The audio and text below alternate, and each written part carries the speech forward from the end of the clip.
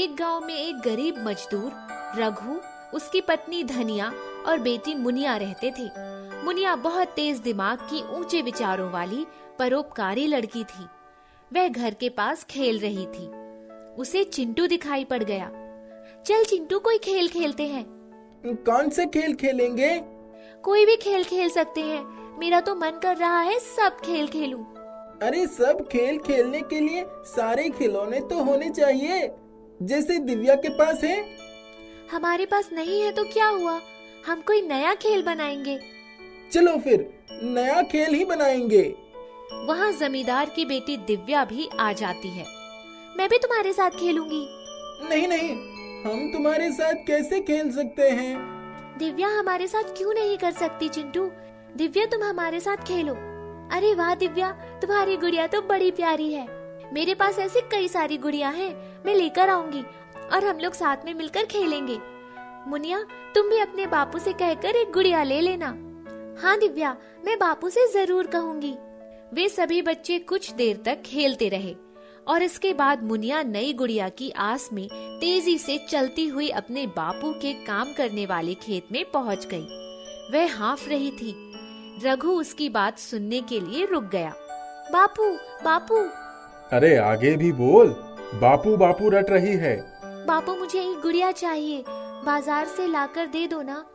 ऐसन वैसन गुड़िया नहीं, वह देखो जो जमींदार की बेटी दिव्या के हाथों में है, वैसी चाहिए। बिटिया, वो जमींदार की बेटी है, उनके पास बड़ी दौलत है, हमारी उनकी क्या बराबरी। वे चाहे तो 10 गुड़िया खरीद ले, हमारी इतनी औकात नहीं है बेटा। हमारी औकात क्यों नहीं है बापू?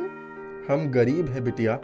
अब मुझे खेतों में काम करना है, ज्यादा सवाल मत कर। हाँ, मैं तुम्हें गुड़िया बना कर दे दूंगा। मुनिया दुखी मन से घर लौट गई। उसकी माँ धनिया ने जब उसका उतरा हुआ चेहरा देखा तो पूछ बैठी, अरे हमारी लाडो का मुंह क्यों फूला हुआ है? को कुछ कह तो नहीं दिया? माँ, मेरे पास अच्छे खिलौने नहीं हैं, ढंग के कपड़े भी नहीं है, हमारा घर भी बहुत छोटा है। भला यह जिंदगी भी कोई जिंदगी है? हम गरीब क्यों हो गए माँ? हमें भी तो अमीर होना चाहिए था। हम गरीब परिवार में पैदा हुए, हमारे खेत भी जमींदार के पास गिरवी रखे हुए हैं। हमारे खेतों को जमींदार के पास क्यों गिरवी रख दिया? बिटिया, गरीब की चादर छोटी होती है। जब भी कोई बड़ा खर्च आता है तब कर्जा उठाना पड़ता है। कर्ज लेने के लिए खेत गिरवी रखने के सिवा दूसरा कोई चारा नहीं रह जाता। माँ, यह जमींदार क्यों अपने खेत गिरवी नहीं रखते? बिटिया, उनके पास बड़ी दौलत है, खेत भी बहुत ज्यादा है। धन की अधिकता होने के कारण उन्हें कभी भी परेशानी नहीं उठानी पड़ती। इस तरह अमीर और अमीर हो जाते हैं और गरीब अधिक गरीब हो जाते हैं। माँ, ये अमीरी गरीबी, ऊंची जाति छोटी जाति, छुआछूत सब क्यों है? मैं यही सवाल भगवान से भी पूछना चाहती हूँ। बिटिया, अभी तुम बहुत छोटी हो, धीरे धीरे यह सारी बातें जान जाओगी। माँ, बापू इस तरह जमींदार के खेतों में क्यों काम करते हैं? क्या करे बेटा, पेट के लिए काम करना जरूरी है ना। दूसरे की नौकरी करना मजबूरी है। यहाँ कोई मालिक है, कोई नौकर है, कोई हुक्म देने वाला है तो कोई हुक्म बजाने वाला। इसी तरह दुनिया चल रही है। मुनिया के मन में कई बातें चल रही थीं। वह घर के बाहर चली आई और रास्ते में जाने लगी। उसे रास्ते में एक बुजुर्ग ठकुराइन दिखाई पड़ी। चाची नमस्ते। जीती रहो मुनिया।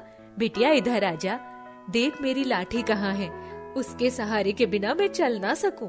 चाची, आसपास लाठी तो दिखाई नहीं पड़ रही, आप मेरे कंधे का सहारा ले लीजिए, मैं आपको आपके घर तक पहुंचा देती हूँ। इसके बाद मैं आपकी लाठी ढूंढ लाऊंगी। आप तो मुझे छू सकती है ना? हाँ बिटिया, जरूर छू सकती हूँ।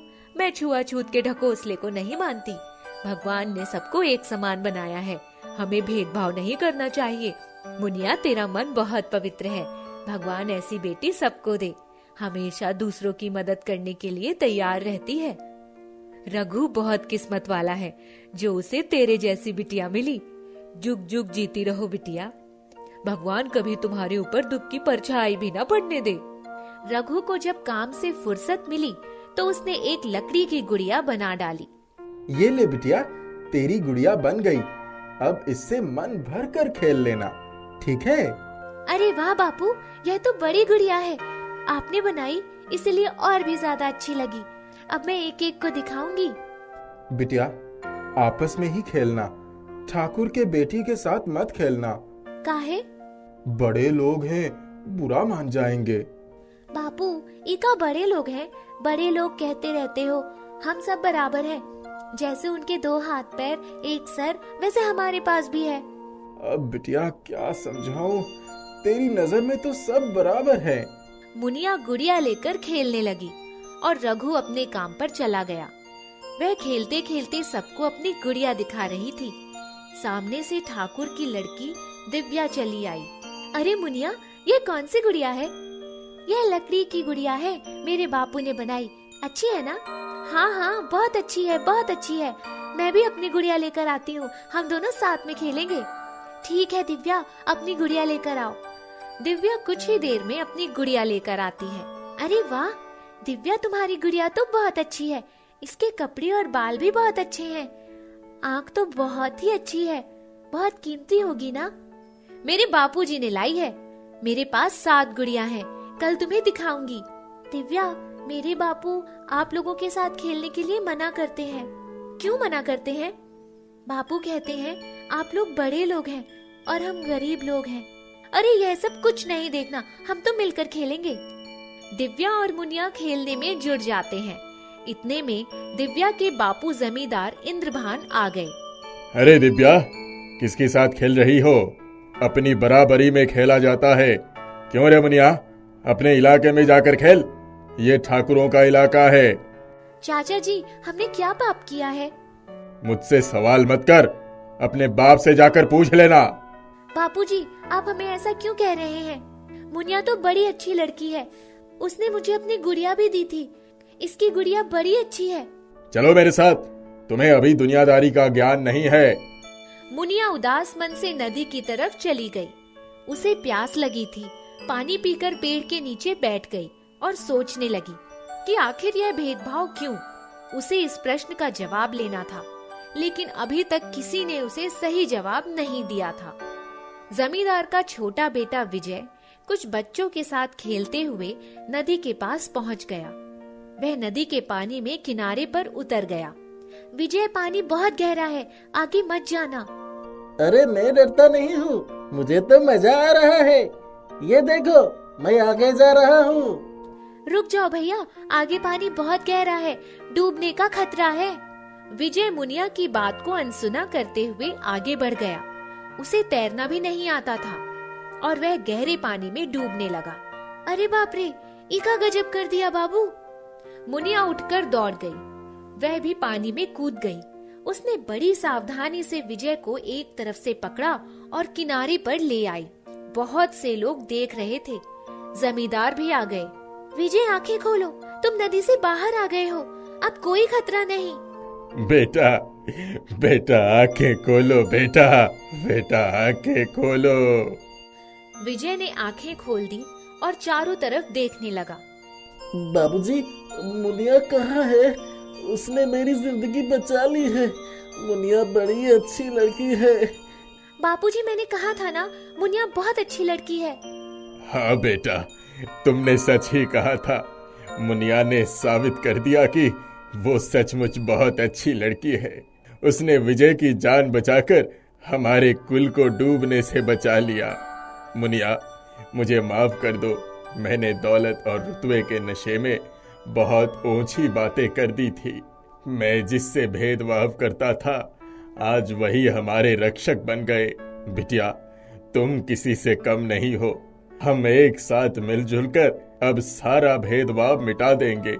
रघु, तुम तो सबसे बड़े धनवान हो। तुम्हारे पास मुनिया जैसी हीरा है। हुजूर, ये आपका बड़प्पन है जो आप ऐसा कह रहे हैं। हम तो आपकी सेवा में अपना सर्वस्व न्यौछावर करने के लिए तैयार रहेंगे। आओ रघु, मेरे गले लग जाओ। जमींदार इंद्रभान आगे बढ़कर रघु को अपने गले से लगा लेते हैं। आज से तुम्हारे सारे खेत जो मेरे पास गिरवी थे, उसे मैं मुक्त करता हूँ। उसके एवज में मुझे तुमसे कुछ भी नहीं चाहिए। तुम अपने खेतों में अच्छी खेती कर सकते हो। अब ना तो कोई छोटा है ना तो कोई बड़ा है, हम सभी एक समान हैं। बाबू साहब, आपका बहुत बड़ा उपकार है, ये आपका बड़प्पन भी है। मुनिया बिटिया, यहाँ आओ। अब तुम बताओ तुम्हें क्या चाहिए। जो भी चाहो मांग सकती हो, शर्माओ नहीं, मांग लो। चाचा जी, हमारे गांव में कोई स्कूल नहीं है। यहाँ के बच्चे पढ़ने के लिए कष्ट सहकर बहुत दूर स्कूल में जाते हैं।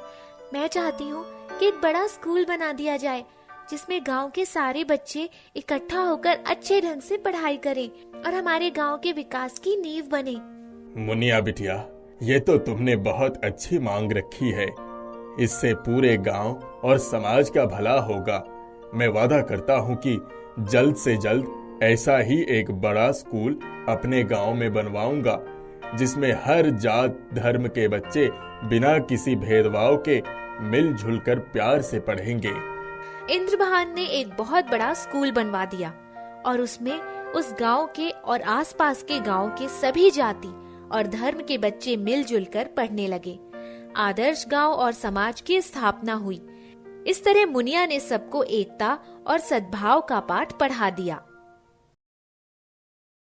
एक राजा के राजमहल के पास बहुत बड़ा बगीचा था। उसके बगीचे में बहुत सारे पंछी निवास करते थे। उन्हीं सारे पंछियों में एक बुलबुल भी था। वो बुलबुल बड़ा ही सुंदर था। उसकी जादुई सुरीली आवाज के सभी कायल थे। सुरीली कोयल भी बुलबुल की दिलकश आवाज की दीवानी थी। जब बुलबुल गाने लगता था, तब लोग खड़े होकर मंत्रमुग्ध होकर उसकी आवाज को बड़े ध्यान से सुनते थे। उसकी आवाज के जादू से पेड़ पौधे फूल पत्तियां भी झूमने लगती। पूरे राज्य में समृद्धि और खुशहाल थी।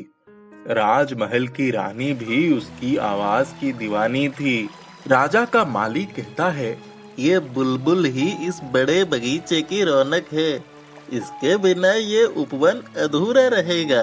फिर दूसरा माली कहता है, सच कह रहे हो भाई, मैंने भी कई बुलबुल देखे हैं, लेकिन ऐसी जादुई आवाज इससे पहले कभी नहीं सुनी थी। एक बार रनिवास में राजा अपनी रानी के साथ विश्राम कर रहे थे। तब बुलबुल के गाने की आवाज रानी के कानों में पड़ गई। रानी तुरंत उठकर झरोखे की तरफ बढ़ गई और बुलबुल की प्यारी आवाज सुनने लगी। बुलबुल अपनी प्यारी आवाज में गा रहा था। रानी अपने सारे शुद्ध बुद्ध खोकर उसे सुनने में मगन थी। राजा को बहुत आश्चर्य हुआ और वो भी रानी के पास उठकर चला आया। फिर राजा ने कहा, वाह क्या बात है, बहुत सुरीली आवाज है। ये कौन सा पंछी है?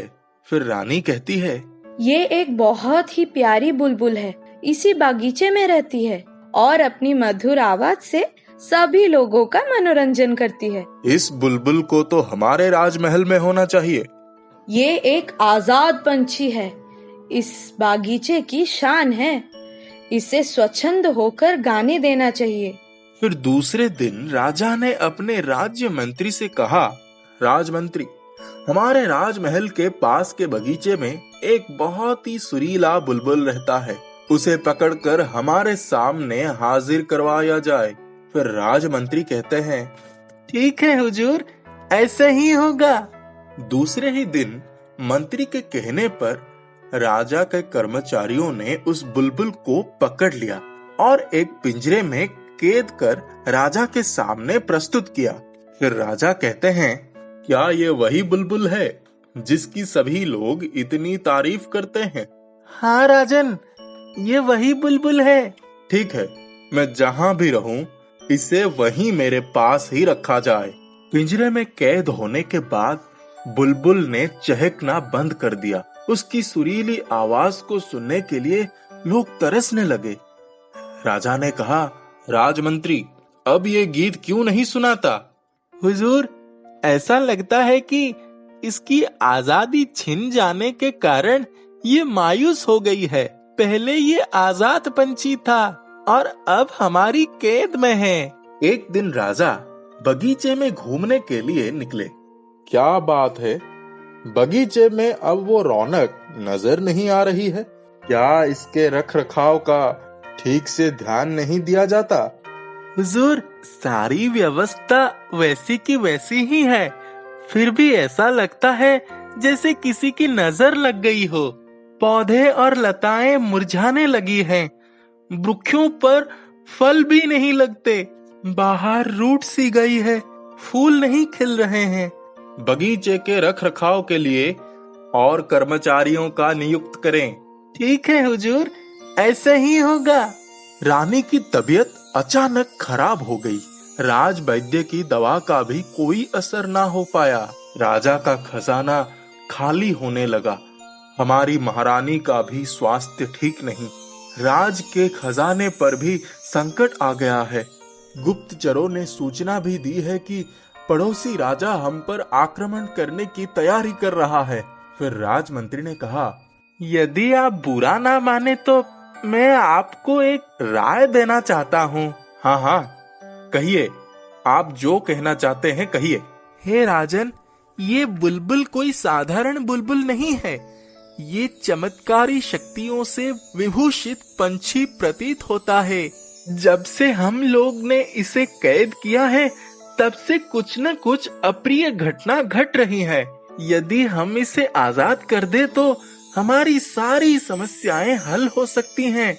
ठीक है, बुलबुल के पिंजरे को मेरे सामने ले आइए। बुलबुल के पिंजरे को राजा के समक्ष प्रस्तुत किया गया। राजा ने अपने हाथों से ही पिंजरे का मुंह खोल दिया और कहा, हे बुलबुल, हमने तुम्हें कैद करके बहुत बड़ी गलती की है, हमें क्षमा कीजिए। आज से तुम आजाद हो। बुलबुल आजाद होकर वहां से उड़ने लगा और बगीचे में पहुंच गया। वो सुरीली आवाज से फिर से गाने लगा। पेड़ों पर फल आने लगे, फूल खिलने लगे, भंवर गुनगुनाने लगे। रूठी हुई बहार लौट आई। बगीचे में नई रौनक सी आ गई। आज से किसी भी पंछी को पिंजरे में कैद नहीं रखा जाएगा।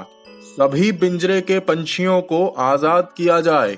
रानी स्वस्थ हो गई और खजाने की हालत दुरुस्त हो गई। सारी परिस्थितियां अनुकूल हो गई। राजा, रानी और राज्य के सभी कर्मचारी खुशियां मनाने लगे। इससे हमें ये सीख मिलता है, हर पंछी को खुली हवा, खुला आसमान चाहिए। उड़ने और चहकने के लिए जहान चाहिए।